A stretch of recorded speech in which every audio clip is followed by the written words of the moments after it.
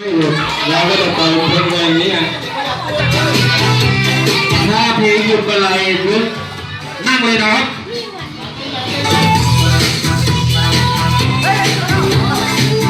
ฟังเสียงเพลงด้วยนะครับถ้าหยุดปุ๊บ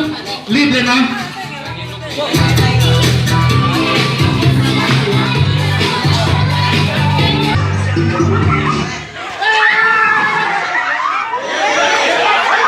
เฮ้ยครับ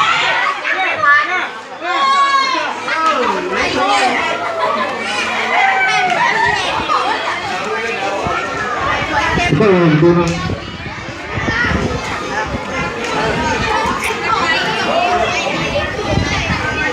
เพลงแดน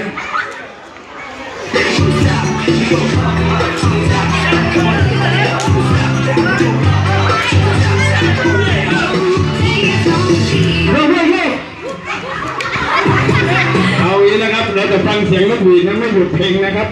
จะไปไม่หยุดเพลงนะครับเอาฟังเสียงนกหวีด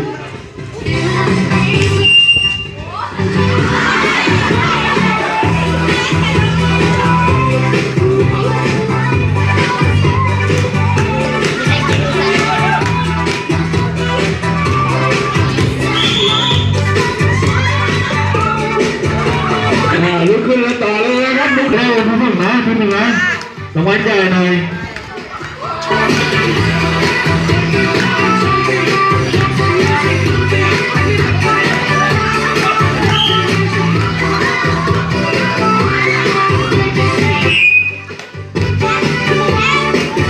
เอาใหม่ให้ออกเอาใหม่เลยเอาใหม่เลยให้แก้ตัวรอบหนึ่งให้แก้ตัวรอบหนึ่งให้แก้ตัวรอบหนึ่ง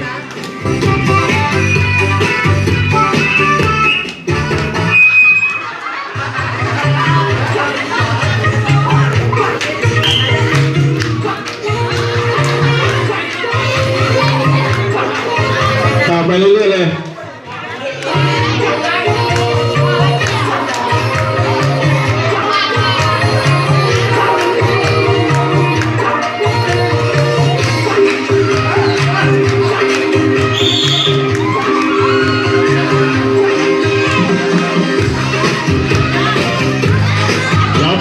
แป๊บหนึ่งมันใกล้เกินไป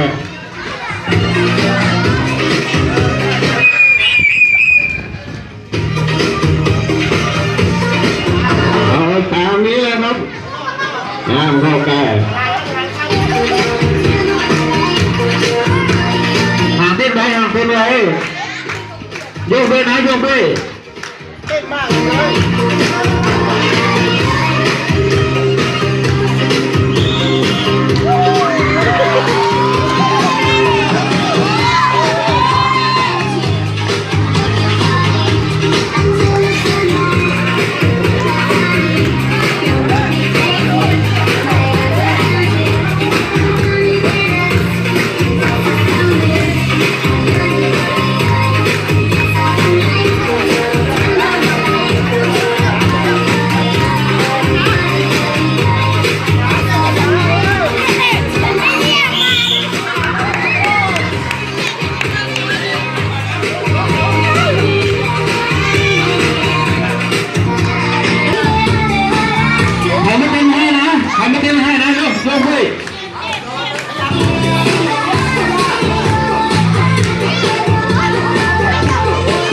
อย่าเข้าในวงกลมช็อป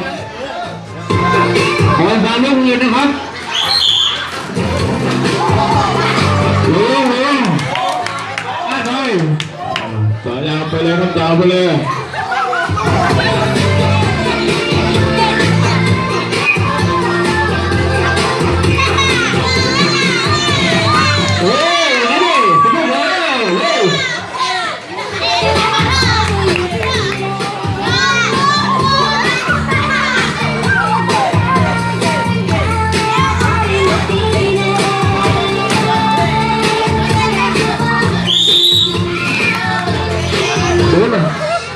ต้องอยู่ห่างกัน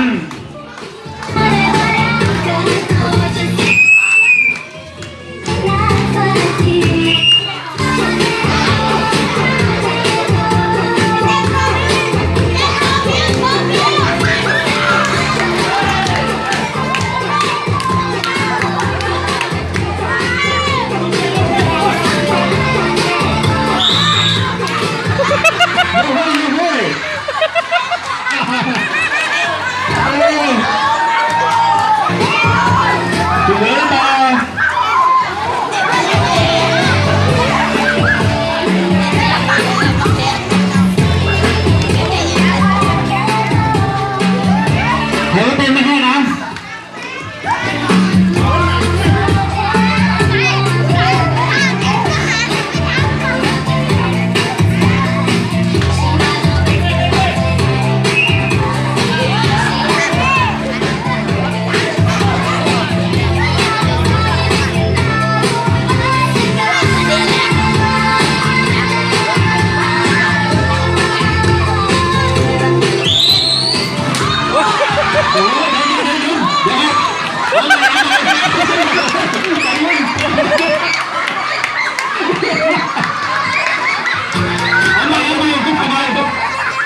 อย่าไปบอกโต๊ะนะอย่าโดนโต๊ะ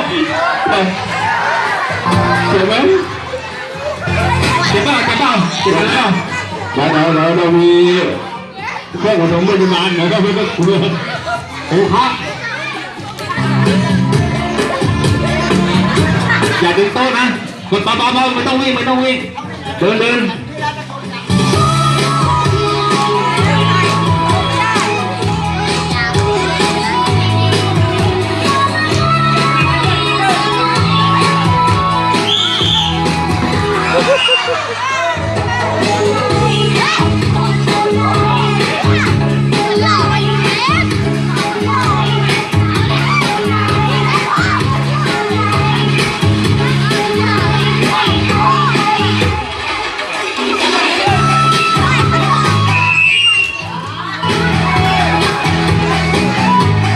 เรามีหลอนนะครับเสียงใหม่